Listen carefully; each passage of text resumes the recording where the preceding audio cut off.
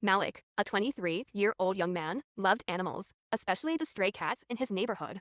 Every day after his classes, he spent time feeding and playing with them. He would pet them, hold them in his arms, and care for them as if they were his own companions. One day, Malik noticed that his eyes were becoming red and irritated. He thought it was just an allergy and continued playing with the cats. But over time, his vision started to blur, and a sharp pain settled in.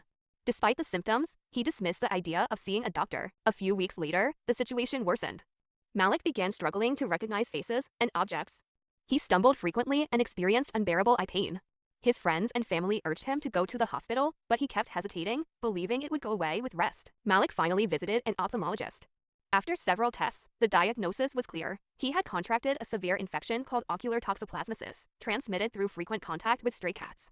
The infection had destroyed part of his retina, and doctors informed him that he was at high risk of complete blindness. Malik underwent several treatments, and while doctors managed to slow the progression of his condition, his vision remained permanently damaged.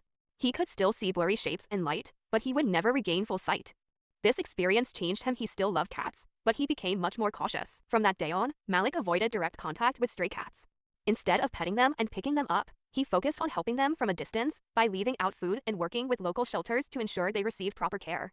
It was a painful lesson, but one that taught him the importance of protecting both his health and the animals he cared for. This story is a reminder that severe infections can be transmitted by animals, making it essential to take proper hygiene precautions. Like and share to spread awareness. Stay safe. Tag someone who needs to see this.